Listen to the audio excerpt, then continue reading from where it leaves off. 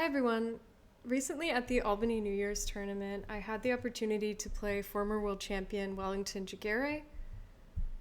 The game was kind of interesting, a little bit weird, but it's been on my mind lately, so I thought I would share it all with you guys and do a little bit of analysis. Going into this game, I was a little bit nervous. Obviously, Wellington is a very fierce opponent, and no surprise to anyone, he ended up decisively winning the whole tournament. So that explains some of my early moves in the game. It really took me a while to get in the groove and feel like I was playing Scrabble and not just floundering around. But so it goes. The game started and Wellington opened with galley, which was a word I was kind of familiar with, but I forgot crucially that it takes a front E. So eagerly is a Shakespearean word. That will become crucial a little bit later. I have this rack to start, and immediately I'm a bit distracted by the question of whether begives is a word.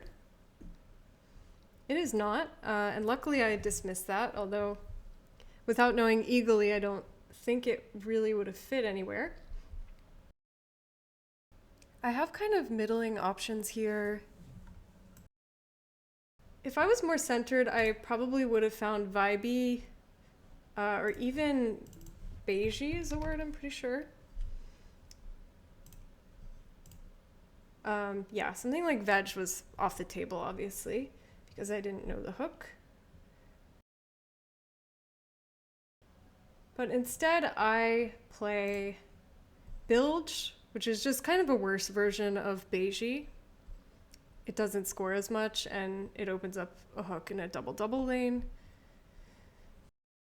He plays damp, and I draw somewhat well in that I pick up the blank and the S, but this rack is still pretty hard to work through.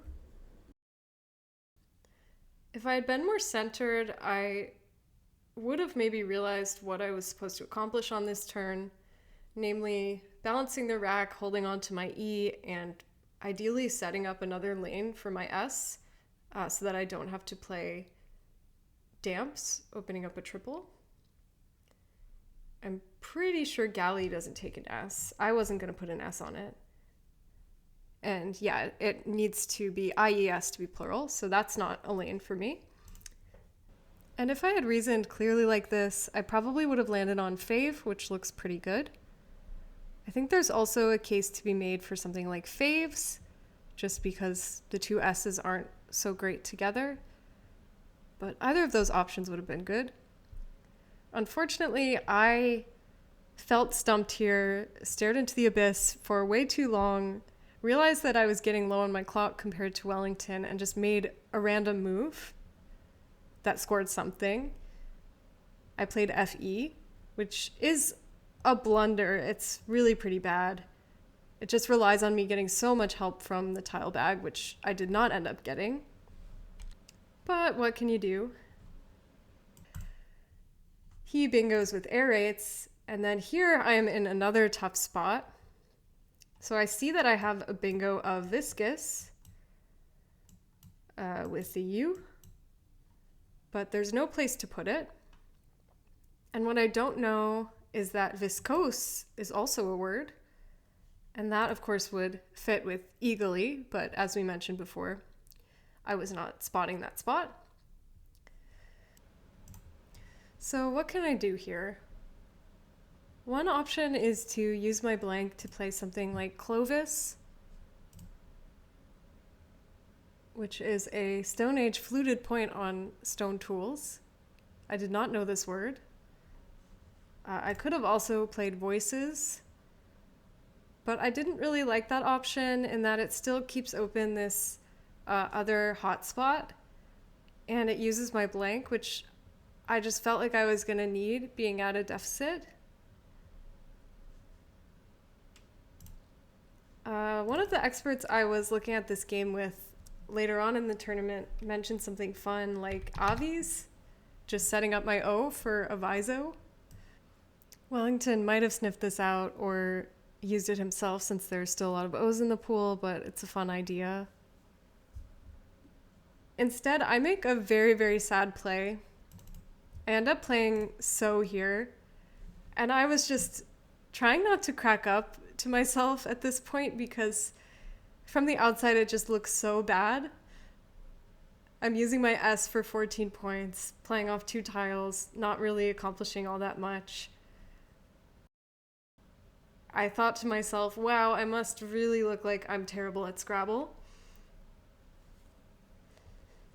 But okay, he plays Meow. And here, once again, I'm not really getting much help with my blank and my S here. I get a lot of clunky consonants out of the bag to go with them. And I stare at the board for a while, not really sure what to do. I don't really consider a play like jived, although once again, maybe it would have been justified. Instead, I end up coming up with this play of COVID, which I actually think is pretty good. Mainly because it sets up my J on future turns if he doesn't block. And it also just partially obstructs this W, which could potentially become a problem. He plays Fool. And then here my setup kind of works. I can play Jedi for 60. I do have bingos here. I have Juddies and Jetties. But once again, as we mentioned, I didn't see the spot. And I'm not even sure if these bingos are correct here. It might be better to get 60 points and keep STT blank. It's probably pretty close. He plays Canny, again, just keeping on the scoring pressure. Once again, this is another turn where I have too many S's, too many consonants, and this darn blank, and I don't know what to do. Luckily, this idea of dado comes out of nowhere, and I just slap it down, which seems to be about the best I can do. He plays Havoc, hitting me again with another 40 points. And here I'm like, okay, finally I can bingo. I can get this game a little bit closer to even. I wish I could say that I chose this bingo of statues for strategic and positional reasons, but the fact of the matter was Wellington is a fast player and I was already down probably about 6 minutes on my clock.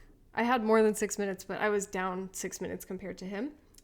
And I just wanted to put down one of the first bingos that I saw that didn't open anything crazy. It probably would have been better to play Gutsiest here if I had taken a few seconds to look, but... Oh, and yeah, of course I had statues here, but once again, missed that spot. But yeah, now I'm only down 50, so that's good. He does come back with Hex, and then I pull another blank out of the bag and a really good rack.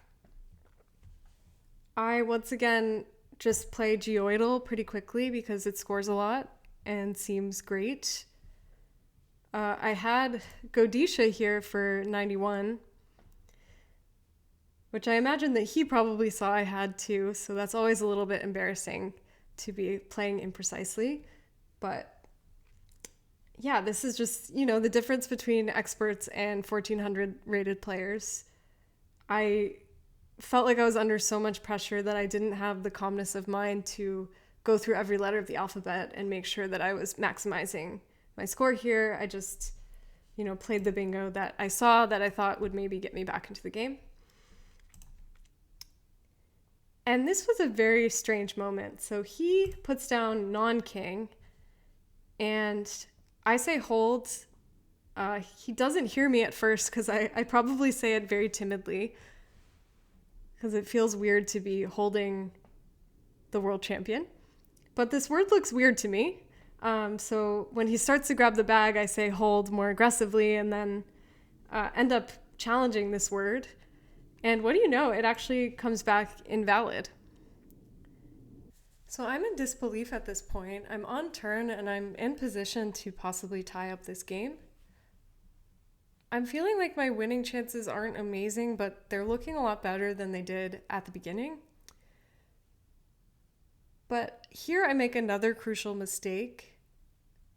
So of course I notice that there's a big double word score in front of axe, but I get very distracted trying to remember whether axe takes a back R, and in the process I forget that it takes a back L. And so I miss two standout plays that I have. The first is rule. I've seen this word before. It's an obscure spelling of roll, but I just wasn't generating it in the moment. A maybe easier option was loo. This is a little bit worse, keeping UW and scoring a few fewer points, but it would still be a good option here. But because I'm bad, I play wool, which is just 10 fewer points for no reason. But okay, he plays Cronin. And then here, once again, I have the wrong idea. I just look to score points and end up playing Bra, thinking that it's not absolutely terrible to leave IIUN, especially with a Q lurking in the bag. But I had better options here. The simulation likes a play like Bruin. This scores more points than Bra, gives me more chances to dig into the bag and potentially draw the Z, which I might need for scoring in this endgame, and still leaves me with an I and an A in case I draw the Q for some flexibility there. But okay, he plays Bryce, and here I realize pretty quickly that I don't think I can win. He has bingos like Unmiter, Minuter, Muntry, etc. in the pool. I retract, so I was pretty sure about that. And they fit next to Bryce. And if I play something like QI, they'll fit under that as well. So I need to make a blocking play. And I go with Quinn. I'm not sure if there is some other kind of setup play that I can make with my Q, assuming that he doesn't hit one of those bingos that I had mentioned. Let me know in the comments if you see anything. I was looking and I couldn't find anything. But I play Quinn. He is able to play mine for 21. And I'm down by 20, so I need to score more than 20, which unfortunately 20 is all I can score. But I play Mirror. It would probably be a better outplay. He plays Ruhr, and I go on to lose by 18 points. So a close game all in all, but that doesn't feel very good to say given that I drew like every S and both blanks. I should be able to win. Alas, it was not meant to be. We learn from experiences like this. I hope you enjoyed this game, and I will see you in the next one.